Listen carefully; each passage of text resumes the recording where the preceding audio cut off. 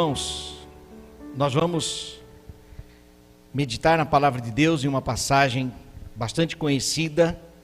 O tema desta mensagem tem tudo a ver com o texto, as bem-aventuranças. Pastor, o que significa bem-aventuranças? Significa felicidade. Jesus, ele iniciou o seu treinamento de discípulos falando sobre as bem-aventuranças, e é sobre isso que nós vamos pensar nesta noite. Abra sua Bíblia em Mateus capítulo 5, a partir do versículo 1, nós vamos ler até o versículo 10. Mateus capítulo 5, de 1 a 10, o Sermão do Monte, conhecido, né? Como Sermão do Monte e as bem-aventuranças. Diz assim a palavra de Deus: vendo as multidões, Jesus subiu ao monte e se assentou. Seus discípulos aproximaram-se dele. E ele começou a ensiná-los, dizendo: bem-aventurados os pobres em espírito, pois deles é o reino dos céus. Bem-aventurados os que choram, pois serão consolados. Bem-aventurados os humildes, pois eles receberão a terra por herança. Bem-aventurados os que têm fome e sede de justiça, pois serão satisfeitos. Bem-aventurados os misericordiosos, pois obterão misericórdia. Bem-aventurados os puros de coração, pois verão a Deus. Bem-aventurados os pacificadores, pois serão chamados filhos de Deus. Bem-aventurados os perseguidos por causa da justiça, pois deles é o reino dos céus. Oremos. Senhor, aqui está a tua palavra, a tua igreja, o teu Espírito, e manifesta, Senhor, para a glória do teu nome e para a edificação do teu povo. Este aprisco pertence ao Senhor. Em nome de Jesus, amém.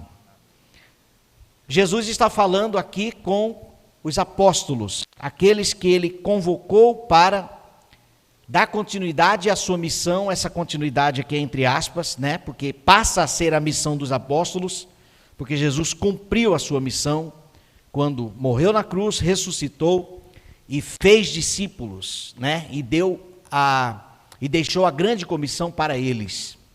Então, Jesus está conversando com os apóstolos, ele vê a multidão, então por isso sobe um monte, e ali os discípulos se assentam junto com ele, e então Jesus passa a ensinar.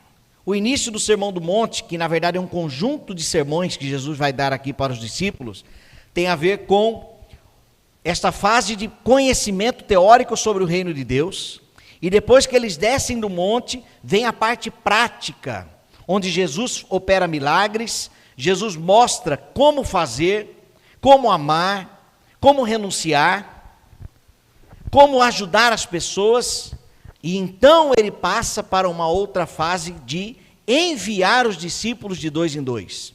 Então, neste contexto, Jesus, então, está exercendo a sua missão de mestre, de rabi, de professor, aquele que conhece os valores do reino dos céus. E a lição que ele traz para os discípulos, então, começa com as bem-aventuranças, né? Jesus, ele cita pelo menos 8 posturas ou atitudes daqueles que pertencem a Deus, ou daqueles que pertencem ao reino dos céus. Aqui não se trata de 8 perfis diferentes, porque a verdade é que se você pertence ao reino dos céus, você tem todas estas características que Jesus mencionou aqui. Ele falou sobre os humildes de espírito. Os humildes de espírito são aqueles que são carentes e dependentes de Deus. Esta humildade é no sentido de que reconhece que precisa de mais, que precisa de ajuda. No reino dos céus, ainda que aqui nesta terra, né, como é o caso dos cristãos genuínos, aqueles que foram salvos pela graça e me fugiu o termo teológico, meu Deus, regenerados, né, aqueles que nasceram de novo, gene é vida, renascer de novo, né, aqueles que foram regenerados, ou seja, nós que estamos na terra como cristãos, nós temos esta missão, a permissão para que Deus trabalhe em nós esta humildade de espírito.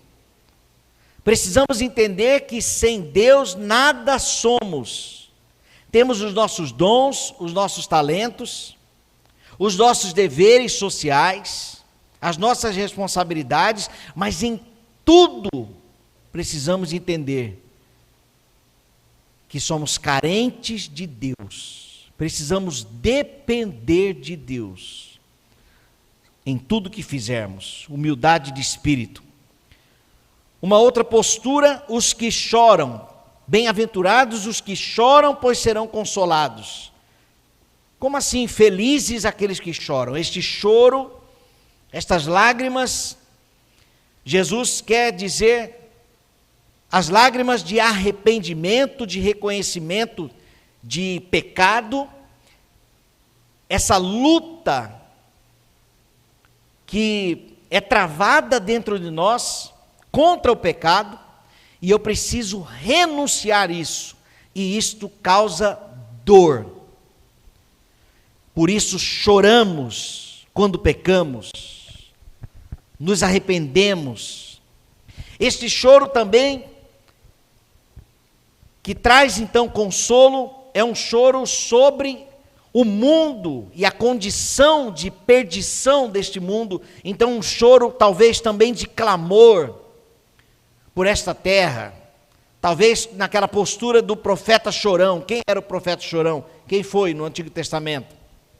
Jeremias. Aquele choro de lamento: Senhor, até quando, Senhor? Abra os olhos deste povo. Então este choro, há uma promessa de consolo.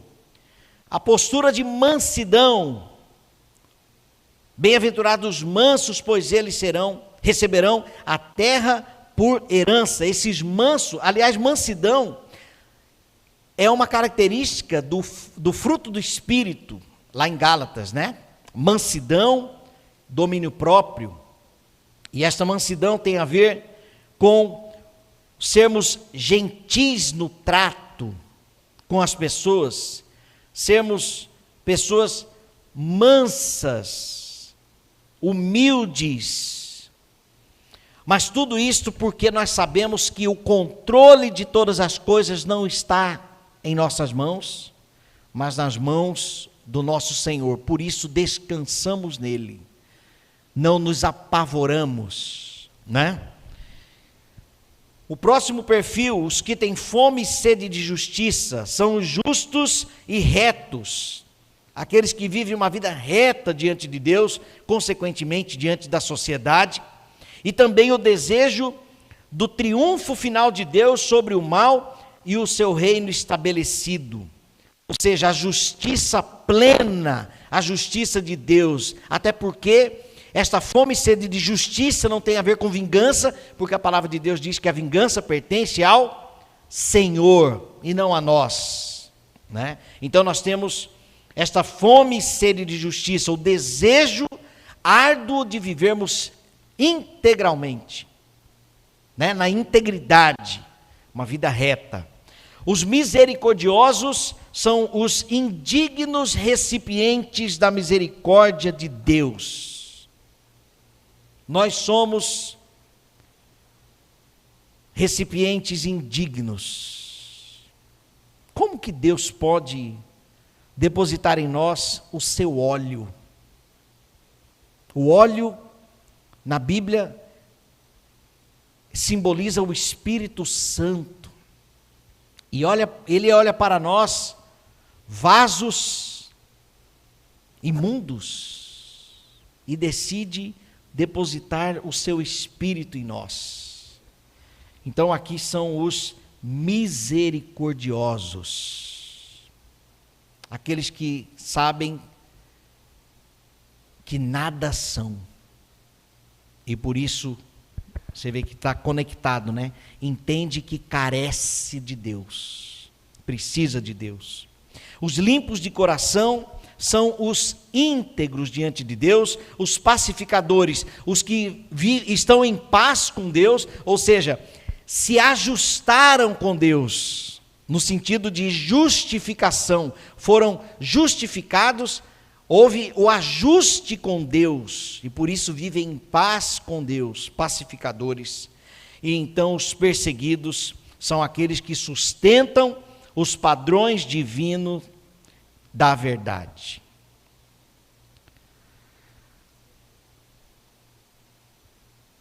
Quando viveremos tudo isso?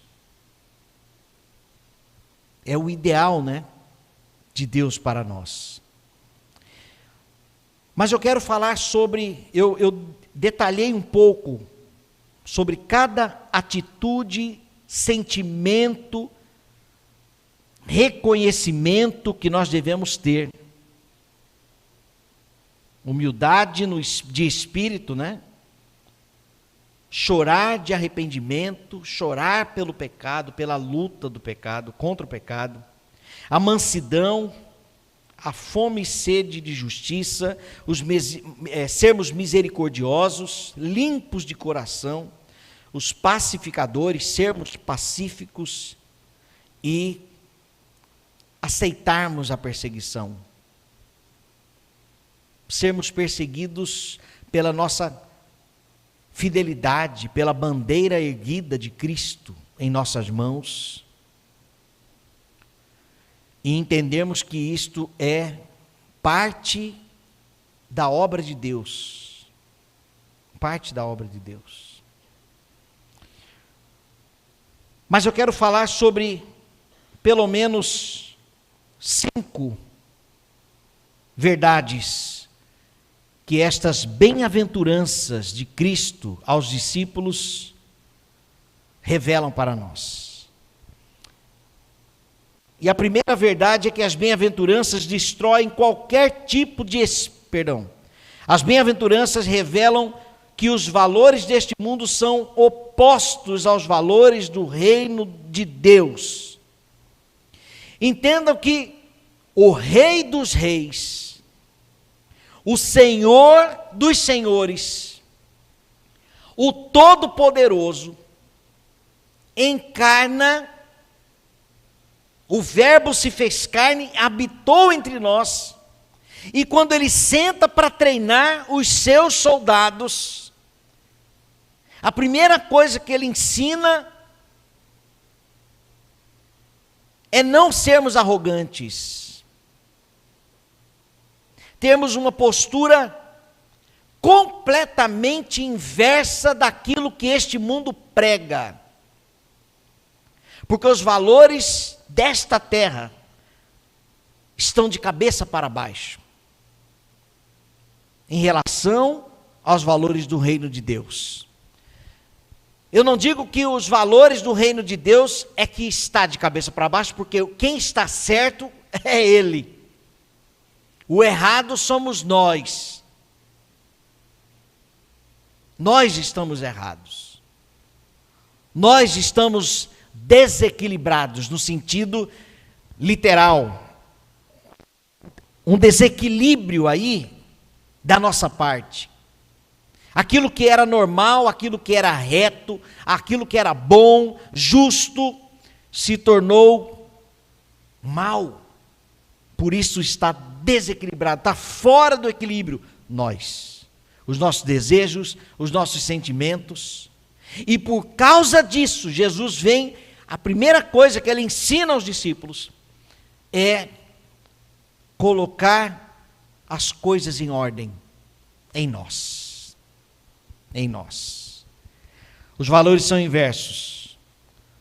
Os valores opostos das bem-aventuranças seriam pelo menos o seguinte: os humildes de espírito seriam os autossuficientes, ou então são os autossuficientes, aqueles que entendem que não precisam de nada e de ninguém. Os que choram neste mundo, eles se orgulham, cometem pecados, erros, arrogância e ainda bate no peito. E isso é absolutamente natural neste mundo, e quero lembrá-los que nós éramos um deles. Sim ou não? Nós éramos um deles. Os mansos, neste mundo, o inverso, o oposto da mansidão, seria aquele ditado popular: aqui o sistema é bruto.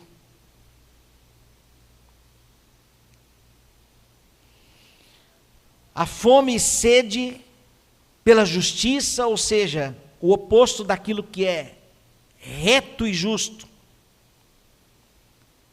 é a atitude de um impostor, de um mentiroso.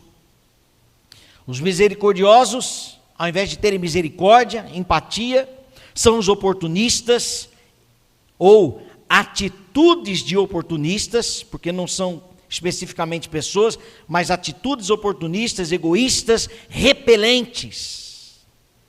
Ao invés de ser empático, de se colocar no lugar do outro, quer na verdade um individualismo. Os limpos de coração, os falsos e também oportunistas. Os pacificadores, aqueles que têm paz com Deus, na verdade têm as atitudes dos inimigos de Deus.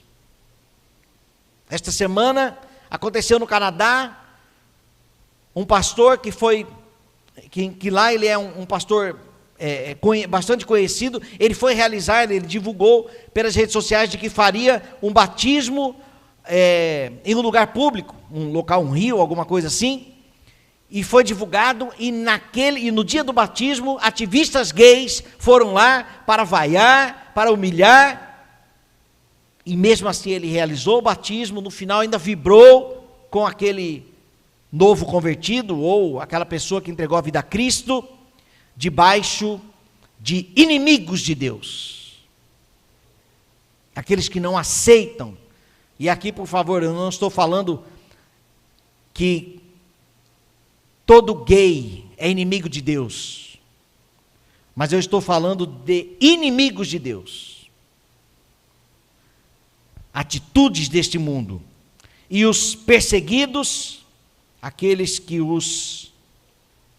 que perseguem. Hoje nós podemos ser perseguidos, mas talvez sem Cristo nós seríamos os perseguidores. Então as bem-aventuranças revelam que os valores deste mundo são inversos aos valores do reino de Deus. A segunda lição, a segunda verdade sobre essas bem-aventuranças é que elas destroem qualquer tipo de espírito legalista. E aqui Jesus, é claro que ele está combatendo os fariseus e os escribas que tinham conhecimento da lei e que eram rígidos em cobrar dos fiéis que fossem rigorosos em cumprir as leis. Mas Jesus vem com o óleo. Sabe quando você vai fritar um bife e você acende o fogo da frigideira e você coloca o bife sem óleo? O bife frita, mas na hora que você vai virar, tá lá colado. Mas se você coloca o óleo antes e você joga o bife,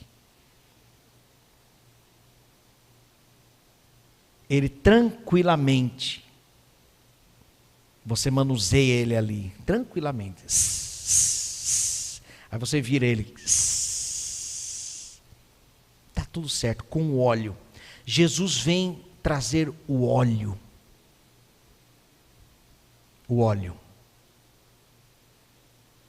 Não é A vida, Jesus veio ensinar que a vida não é isto você pode, isto você não pode, faça assim, tem que ser desse jeito, e cumpra dessa forma, e não vá por aqui. Não, nós não somos robôs.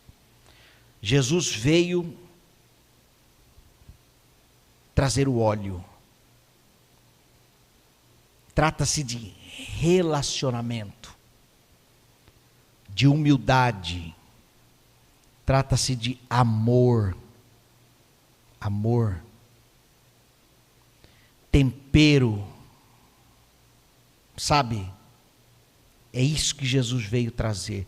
Então, as bem-aventuranças destrói o espírito legalista. C.S. Lewis disse: a religião não é o credenciamento de caráter.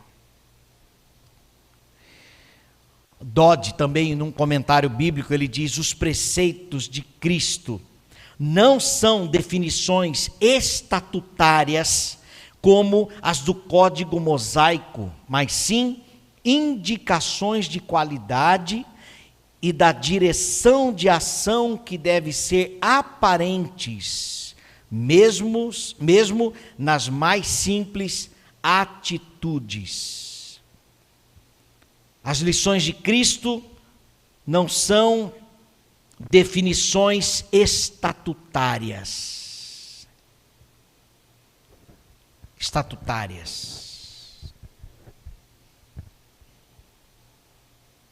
Existem grupos, existe um grupo que eu participo, em que parece que as pessoas esquecem do óleo, do relacional. E parece que querem tratar tudo debaixo de estatutos, de regras. E não é isso. No reino dos céus tem óleo, tem amor, tem paciência, renúncia. Tanto que Jesus resumiu todas as leis em amar a Deus sobre todas as coisas e amar o próximo como a si mesmo. Por que eu uso cinto de segurança? Por causa dos... Lá em Cuiabá são os amarelinhos. Aqui o pessoal veste meio que de marrom, né? SMTT, né? Eu uso o cinto de segurança por causa deles? Eu não.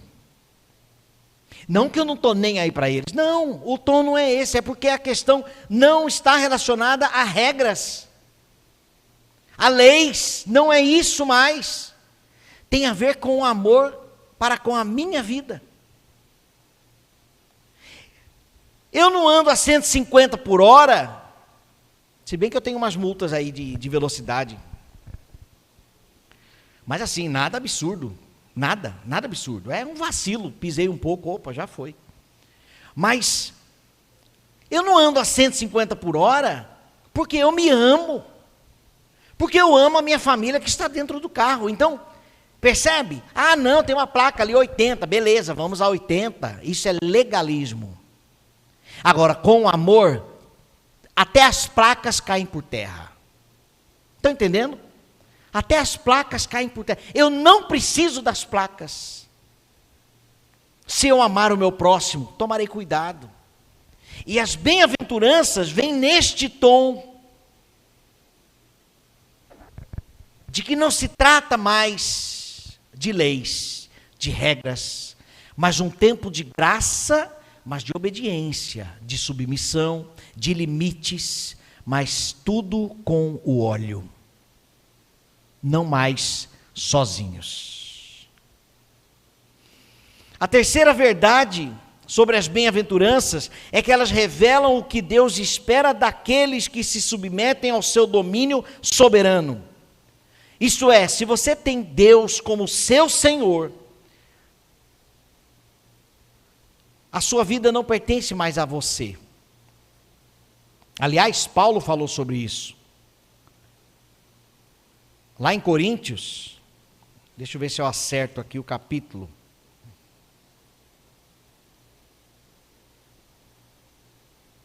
1 Coríntios 8. Olha só, versículo 11.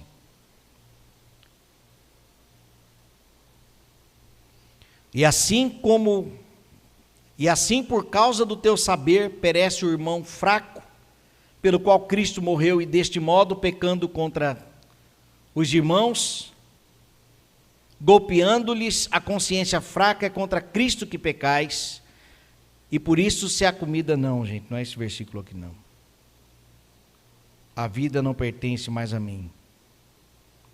Eu sei que está nesse contexto de corpo. Me perdi aqui. Não é esse texto não. Mas se nós entregamos a nossa vida a Cristo, a vida não pertence mais a nós. O texto diz que a nossa vida está agora escondida em Cristo. E se está escondida em Cristo, significa que não vivo mais eu, né? Vivo não mais eu, mas Cristo vive em mim. Ou seja, eu não posso fazer aquilo que eu quero mais, porque a vida não pertence mais a mim, pertence a Cristo.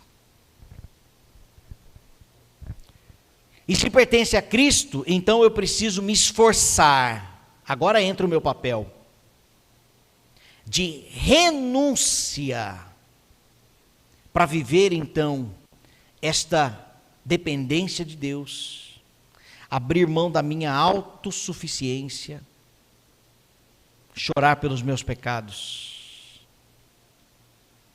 O meu papel é buscar isto.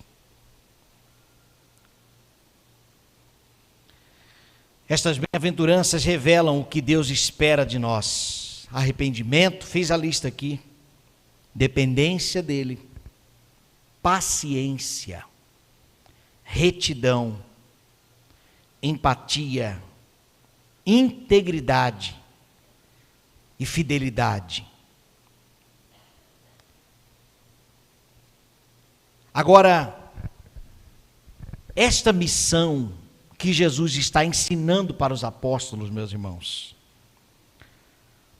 é uma jornada. Não tem uma linha de chegada nesta terra, nesta vida, enquanto estivermos aqui. Não tem. Não há um dia assim, agora sim eu sou humilde de espírito, eu sou uma pessoa mansa. Não há. É uma jornada. Lembra de Pedro? Pedro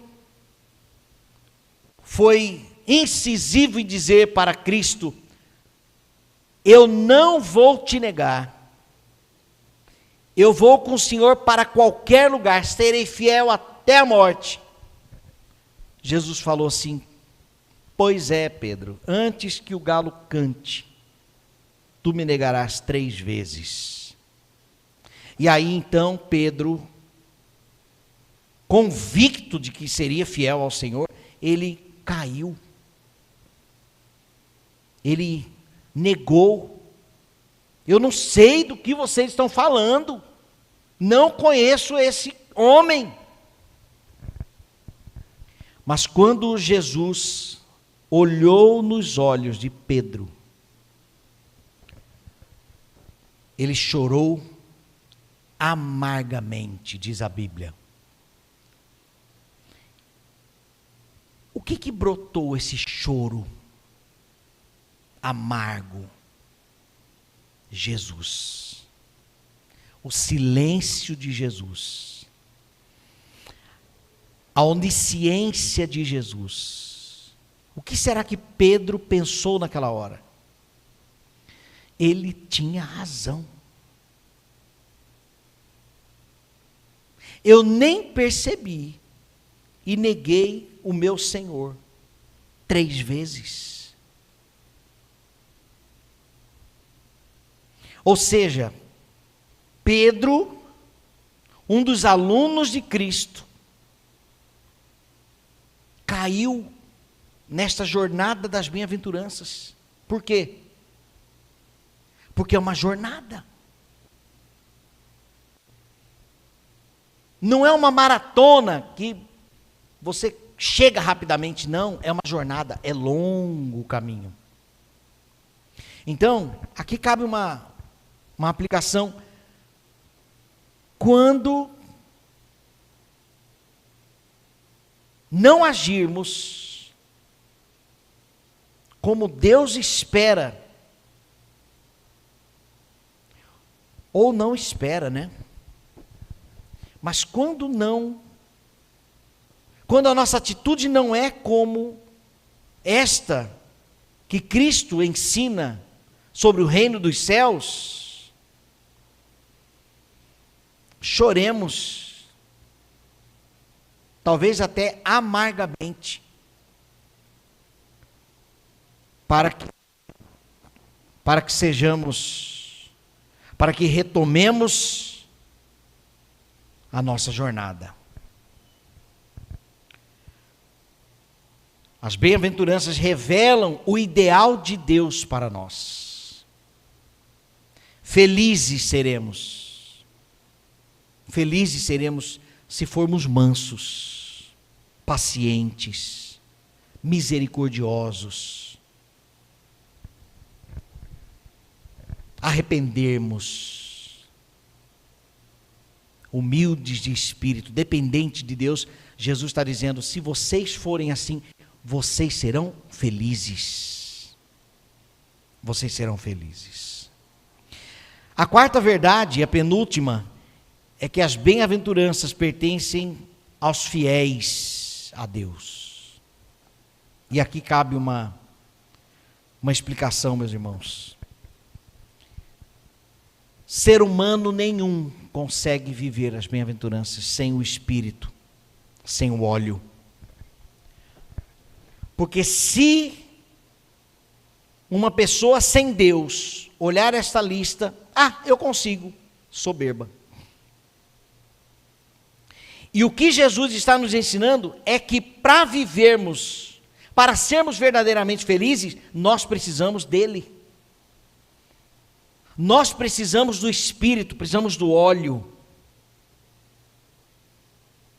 E se não for o Espírito de Deus em nós, jamais seremos bem-aventurados. Isto é, jamais, como cristãos, seremos felizes. Por isso que vivenciar as bem-aventuranças só pertence aos fiéis. Porque os fiéis a Deus já têm o Espírito, receberam do Espírito, Efésios capítulo 1, versículo 13. Aqueles que ouviram e creram no Evangelho foram selados pelo Espírito Santo da promessa. Então, selados pelo Espírito, nós temos então tudo para sermos verdadeiramente felizes, bem-aventurados. Porque com o Espírito Santo compreenderemos a necessidade que temos de Deus, nosso Senhor. Os nossos olhos estavam fechados como de Saulo, mas quando ele tem um encontro com Jesus, os olhos dele se abrem. E aquele que era perseguidor passa a ser perseguido ao ponto de morrer por causa de Jesus. Ele foi feliz. Ele foi feliz. Eu lembro que quando eu me converti, as pessoas vinham e falavam assim: agora é só igreja? Agora você só pensa em igreja? Agora é só Bíblia? E o que é isso, gente? Isso tem a ver com a verdadeira felicidade. Tem a ver com a verdadeira felicidade. Mas como nós sabemos, há as nossas crises, e vou dizer aqui crises carnais, de que às vezes parece que a gente quer que prevaleça aquilo que a gente quer. O nosso egoísmo, a nossa vaidade, o nosso orgulho, a nossa soberba. Parece que Tem hora que a nossa carne grita para o lado de cá, mas nós não podemos alimentar o nosso eu. Nós não podemos. Nós temos que alimentar o Espírito de Deus, convivendo com o povo de Deus, lendo a palavra de Deus, aprendendo da palavra de Deus, meditando no que a vida tem trazido para nós de dificuldades e observando o que Deus quer de mim neste momento e extrair as lições. Amadurecimento, desertos da vida, a escola prática de Deus. Então nós temos que desfrutar dessa felicidade a partir do dia em que entregamos a nossa vida a Cristo. O Espírito passou a habitar em nós já temos a felicidade de forma bruta, vamos dizer assim, e que esta precisa ser lapidada. Nós vamos desfrutar dessa felicidade conforme as nossas renúncias, conforme a nossa paciência for aumentando, a nossa misericórdia, esse exercício de se colocar no lugar do outro e responder num tom ameno. Agora eu quero lembrar os irmãos que nada disso é fácil, não é. Mateus, eu acho que meu microfone baixou um pouco. Eu estou sentindo que eu estou forçando um pouco mais. Por gentileza. A nossa postura deve ser de desconectar deste mundo.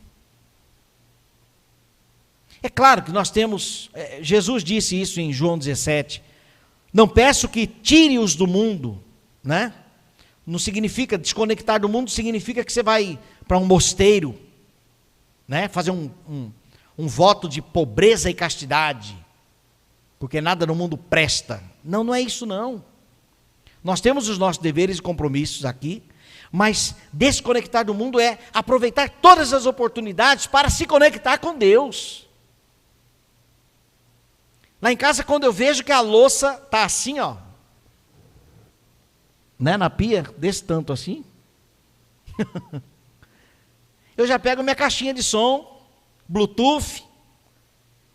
Bom, aqui, pelo tanto de louça, vai uns 50 minutos lavando. Aí eu escolho um sermão nos 50 minutos. Então é nós aproveitarmos as oportunidades para nos conectar com Deus. Na hora do rush, está com congestionamento em todo lado. Coloca um hino de louvor. Agora nós não estamos mais reféns aos CDs ou às rádios. Aquilo que a rádio tocar é aquilo que eu vou ouvir. Não. Você escolhe o que você quer ouvir. E aí então você aproveita aquele momento para se conectar com Deus. É neste sentido que eu estou dizendo, essa desconexão com o mundo. É nos conectarmos com Deus. Por quê, meus irmãos? Porque quanto mais nós alimentamos do Espírito, mais oportunidade damos para o Espírito trabalhar em nós, mortificar a nossa carne, e aí, consequentemente, seremos felizes, de verdade, bem-aventurados, seremos misericordiosos por causa do Espírito, não por nós mesmos.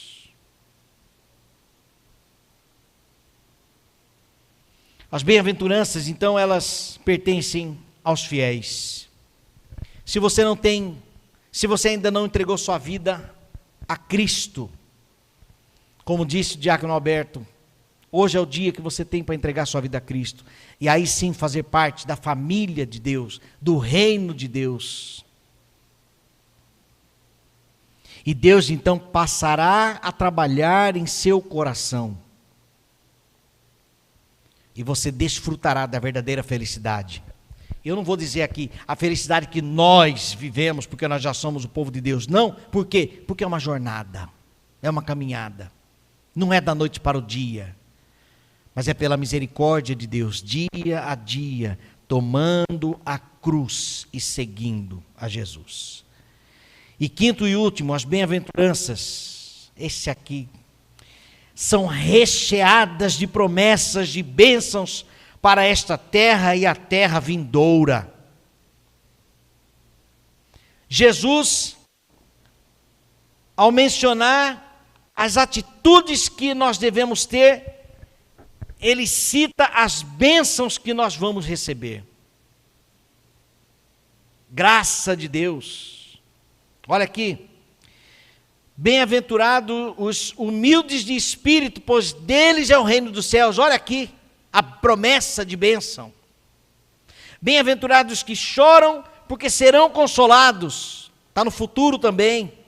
Bem-aventurados os mansos, pois eles receberão a terra por herança. Bênçãos. Bem-aventurados os que têm fome e sede de justiça, pois serão satisfeitos. Os misericordiosos obterão misericórdia. Os puros de coração verão a Deus. Os pacificadores serão chamados filhos de Deus. Só bênção. Os perseguidos, deles é o reino dos céus. Que felicidade estamos buscando? Jesus não fala em nenhum tipo de felicidade desta terra.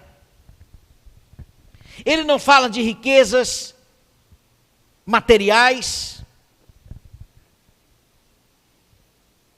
Ele não fala de zona de conforto, de bem-estar pleno, não. Porque a verdadeira felicidade no reino dos céus tem a ver com renúncia nesta terra. E por causa de Cristo, o seu Espírito em nós, renunciaremos com alegria. Com alegria. Fazendo um comparativo, antes da minha conversão, sexta-feira, 7h eu deitava para dormir. Mas para dar uma descansadinha, para 10h levantar, botar a roupa e ó, rua, festa, farra. Quando eu me converti, eu me questionava, sexta-feira, 8h, eu indo deitar para dormir de verdade. E eu pensava assim, aonde está a minha vontade de sair? A minha alegria estava em deitar e descansar, e está tudo bem. Porque a fonte da alegria passou a habitar em mim. Com o Espírito de Deus, a verdade é que nós não precisamos de mais nada para sermos felizes.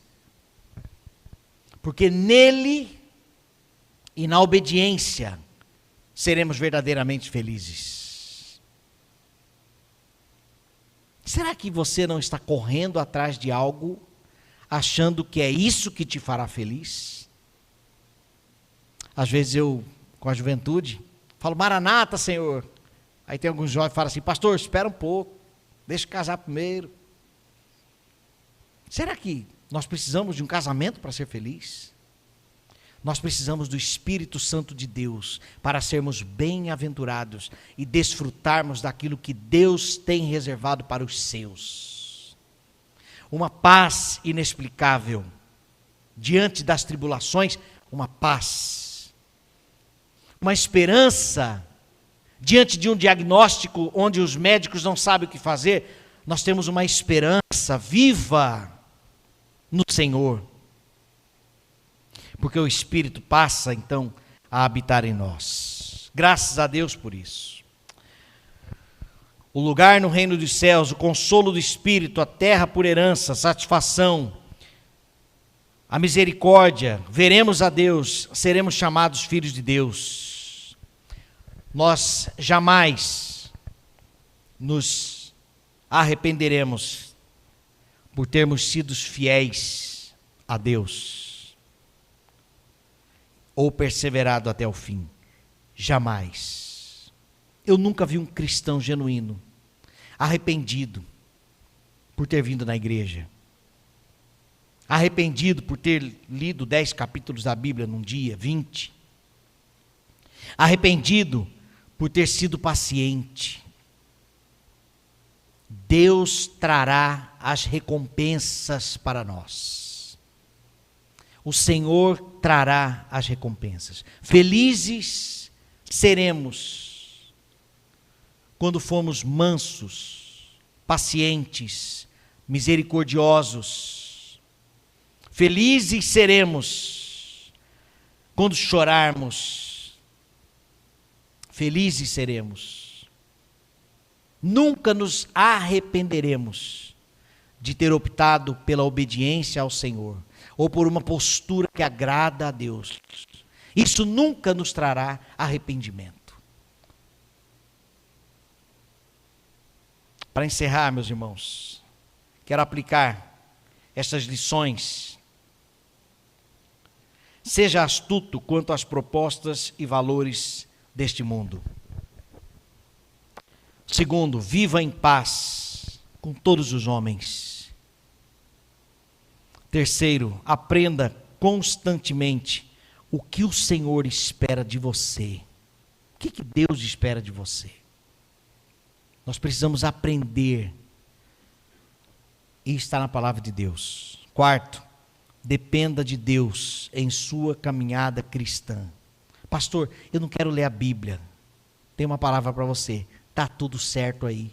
É a sua carne que está dizendo. Mas não dê atenção para ela não. Porque a sua carne realmente não vai querer ler Bíblia, coisa nenhuma. Porque é oposta. A nossa carne é oposta ao Espírito. Então o dia que você não quiser ler a Bíblia, fala assim, carne, você, aqui não, agora que eu vou ler. E vai lá e leia. Pastor não, Deus, não tenho vontade de orar, cai de joelho e ora, fala com Deus. Aproveita e fala isso para Deus. Deus, eu não estou com vontade de orar, mas eu estou aqui falando com o Senhor, então já estou orando, louvado seja o teu nome, já é uma vitória aqui.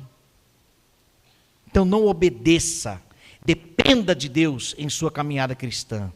E por último, tome posse de todas essas bênçãos que Jesus já falou, elas são nossas.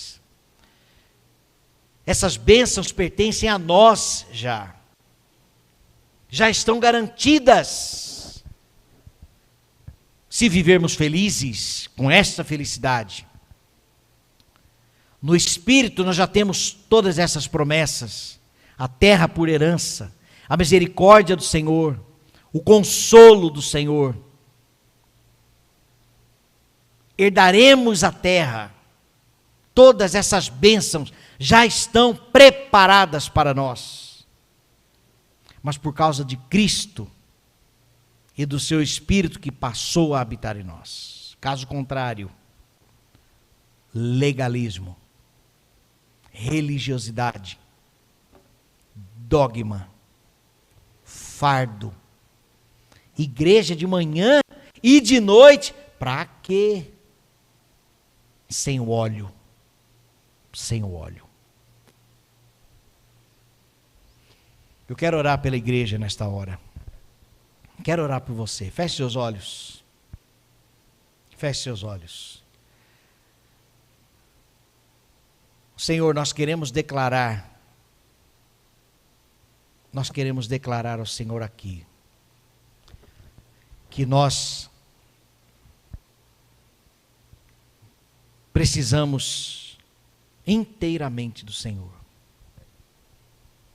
Ai de nós, se dermos um passo, sozinhos. Ai de nós, se tentarmos ser autossuficientes. Nós reconhecemos que o Senhor tem o melhor para nós, e é isso que nós queremos, é isso que nós desejamos. Nós queremos ser felizes, segundo as palavras de Jesus. Queremos ser felizes por chorarmos de arrependimento. Queremos ser felizes na mansidão, felizes nas atitudes pacíficas. Em nome de Jesus, ó Deus, nós queremos tudo isso. Nós queremos essa felicidade. É isso que nós queremos, ó Deus. Mas nós declaramos que nós sozinhos nós não chegaremos lá. A jornada será impossível. Impossível. Nós não vamos conseguir, ó Deus. Nós não desfrutaremos desta alegria. Nós viveremos a tristeza se o Senhor não for conosco. Agora, ó Pai, ajuda-nos a sermos fiéis a Ti. Perdoa, Senhor, os nossos pecados. Perdoa, Senhor, os nossos pecados. Aquela pessoa que está vivendo no pecado consciente hoje, em nome de Jesus, ó Deus, visita com Teu amor. Ó Deus, vai lá e desarme a pessoa, desarme, ó Deus, desarme, e que esta possa se entregar a Ti.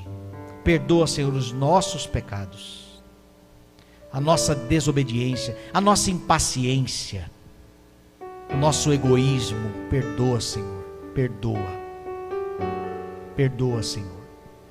Nós precisamos de Ti. É isto que nós declaramos. É isto que nós declaramos. E quanto às bênçãos e às promessas que o Senhor tem preparadas para nós, nós confiamos em Ti, ó Deus. Elas pertencem ao Senhor. E o Senhor nos abençoará com todas elas, mas no Teu tempo, segundo a Tua vontade, não pelo nosso merecimento, mas por causa de Jesus em nós. Talvez você queira fazer um compromisso, renovar o seu compromisso com Deus nesta hora.